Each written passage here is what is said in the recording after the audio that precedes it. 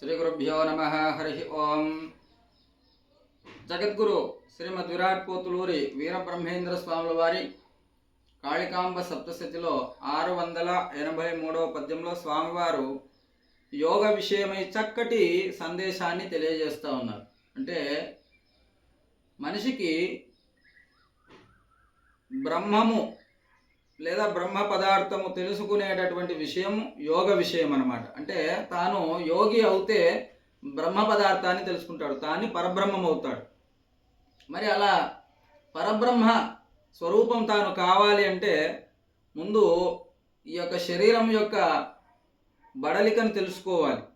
అంటే తాను ఏ విధంగా ఆ బ్రహ్మ పదార్థాన్ని తెలుసుకునే ప్రయత్నం చేయాలి అనే విషయంలో స్వాముల వారు ఇక్కడ ఉండేటటువంటి నాడి విషయం తెలియజేస్తూ ఉన్నారు.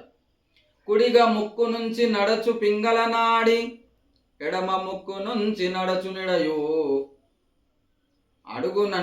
అడుగు నుండి వెన్ను నంటి ప్రాకు సుషుమ్న కాళికాంబ హంస కాళికాంబ.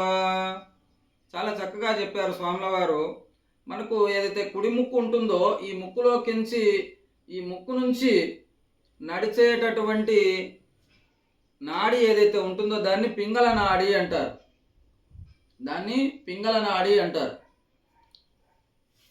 ఈ నాడి తర్వాత ఎడమ ముక్కు నుంచి నడిచేటటువంటి నాడి ఏదైతే ఉంటుందో దాన్ని ఇడా నాడి అంటారు. కానీ ఈ రెండు నాడులు మాత్రమే ఇక్కడ మనకు శ్వాస జరుగుతూ ఉంటుంది. ఈ రెండు నాడుల ద్వారా మూడవ నాడి ఉంటుంది, బ్రహ్మనాడి అంటారు. దాన్ని సుషుమ్న అని చెప్పేసి కూడా అంటారు. ఈ సుషుమ్న మన వెన్నుపాము చివరి నుంచి ఉంటుంది అనమాట.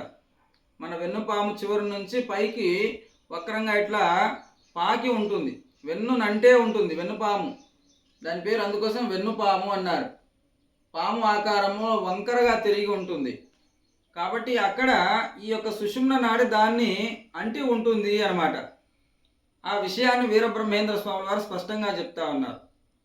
కుడి ముక్కు నుండి నడచు పింగళ నాడి, ఎడమ ముక్కు నుండి నడచు నిడయు, అడుగు నుండి వెన్ను నంటి ప్రాకు సుషుమ్న కాళికాంబ హంస కాళికాంబ.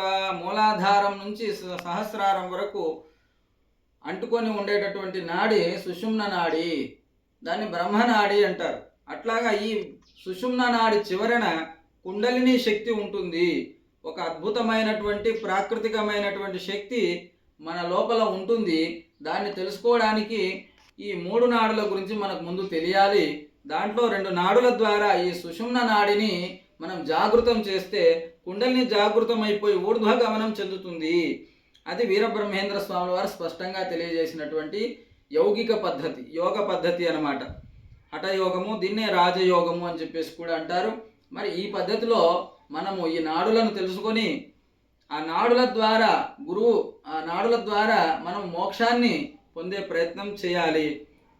ఈ ప్రక్రియ అంతా కూడా గురు సమక్షంలోనే నడవాలి, స్వయంగా ఎవరు చేయడానికి లేదు.